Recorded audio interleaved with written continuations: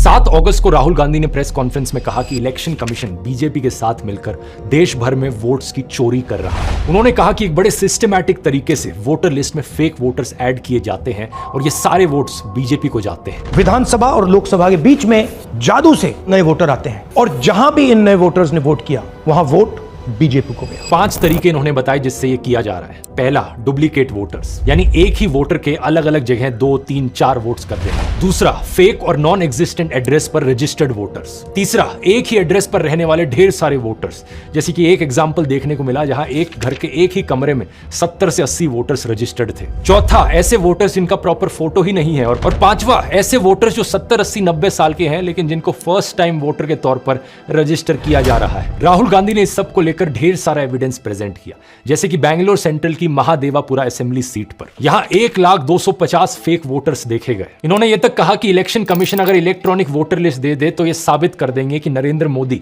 धांधली करके प्रधानमंत्री बने हैं। जब इतना बड़ा एक्सपोजे किया गया और इतने बड़े बड़े आरोप लगे तो पता है इलेक्शन कमीशन ने क्या जवाब दिया? कुछ ही सेकंड्स के अंदर वो ट्वीट करके कहते हैं कि ये एलिगेशंस मिसलीडिंग है। कोई इंक्वायरी नहीं, कोई चेकिंग नहीं, किसी एग्जैक्ट पॉइंट का कोई काउंटर जवाब नहीं, बस मिसलीडिंग घोषित कर दिया। और ऊपर से यह कहा इलेक्शन कमीशन ने कि अगर जांच करवानी है, जांच तभी होगी जब राहुल गांधी एफिडेविट पर साइन करके ओथ लेंगे कि ये सारा डेटा सही है। बताओ जरा। लेकिन कुछ मीडिया हाउसेस ने अपनी इन्वेस्टिगेशंस करी। इंडिया टुडे ने अपनी इन्वेस्टिगेशन करी जिसमें राहुल गांधी का महादेवापुर में मुन्नी रेड्डी गार्डन के हाउस नंबर 35 पर 80 वोटर्स का रजिस्टर होने का दावा सही मिला। ये 10 से 15 स्क्वायर फीट का एक कमरा था जिसमें केवल एक व्यक्ति रहता है, जिसके हिसाब से इस घर का ओनर बीजेपी से जुड़ा जयाराम रेड्डी है। लेकिन इस एक कमरे के एड्रेस पर 80 से ज्यादा वोटर्स रजिस्टर्ड थे। अब बात यहां पर यह है दोस्तों कि पहली बार नहीं है ऐसे आरोप लगे हों। दिल्ली इलेक्शन से पहले भी ढेर सारे सबूत प्रेजेंट किए थे आम आदमी पार्टी ने, जो दिखा रहे थे कि एक वोटर फ्रॉड हो रहा है। इन्होंने एक ही विधानसभा में शादरा में 11,008 वोट काटने के लिए एप्लीकेशन दी।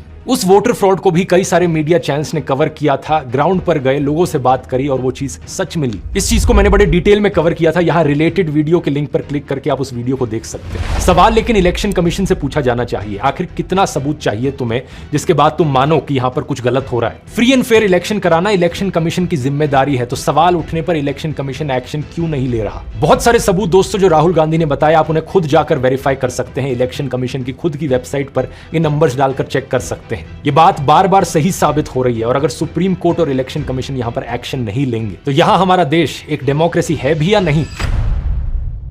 इलेक्शन कमीशन ने दोस्तों बेशर्मी की सारी हदें पार कर दी हैं। परसों तक उनकी वेबसाइट पर बिहार का ड्राफ्ट वोटर लिस्ट डला हुआ था, लेकिन कल अचानक से उन्होंने उस वोटर लिस्ट को वेबसाइट से हटाया और उसी का ही एक स्कैन्ड वर्जन अपलोड कर दिया। इन दोनों में फर्क देखो। पहली वाली एक पीडीएफ थी जिसे आप कंप्यूटर में किसी भी पीडीएफ व्यूअर में खोल के किसी भी वोटर का नाम, वोटर का नंबर आसानी से सर्च कर सकते थे। लेकिन दूसरा एक स्कैन्ड कॉपी है, एक फोटो है जिसे कोई भी कंप्यूटर आसानी से रीड नहीं कर सकता है। इसमें अगर किसी का आपको नाम ढूंढना है तो मैनुअली हजारों पेजेस को आपको छानना पड़ेगा। मतलब सोचकर देखो कोई ऐसा क्यों करना चाहेगा। और हद तो यह है कि आज इन्होंने सुप्रीम कोर्ट में क्या कहा, वोटर लिस्ट से जो इन्होंने नाम हटाए हैं उन हटाए हुए नामों की लिस्ट ही जारी करने को ये राजी नहीं है और ना ही ये बताने को राजी है कि इनके नाम क्यों हटाए गए हैं। बिहार में अगर आप जानते नहीं दोस्तों, इलेक्शन आने वाली है जल्दी और इलेक्शन कमीशन ने अपना एक स्पेशल इंटेंसिव रिवीजन प्रोग्राम शुरू किया जिसमें ये एलिजिडली फर्जी वोटर्स को हटा रहे थे। लेकिन किन्हें हटा रहे हैं उसकी लिस्ट क्यों नहीं दिखा रहे हमें, क्यों हटाया जा रहा है उसके पीछे रीजंस क्यों नहीं बता रहे हमें। और 2 महीने पहले की ये खबर देखो, इलेक्शन कमीशन कहता है कि सारे सीसीटीवी फुटेजेस को 45 डेज के बाद डिस्ट्रॉय कर दिया जाए जो भी इलेक्शन प्रोसेसेस में इन्वॉल्व थे। किसी ने आरटीआई फाइल करी पूछकर कि ये क्यों किया जा रहा है, भाई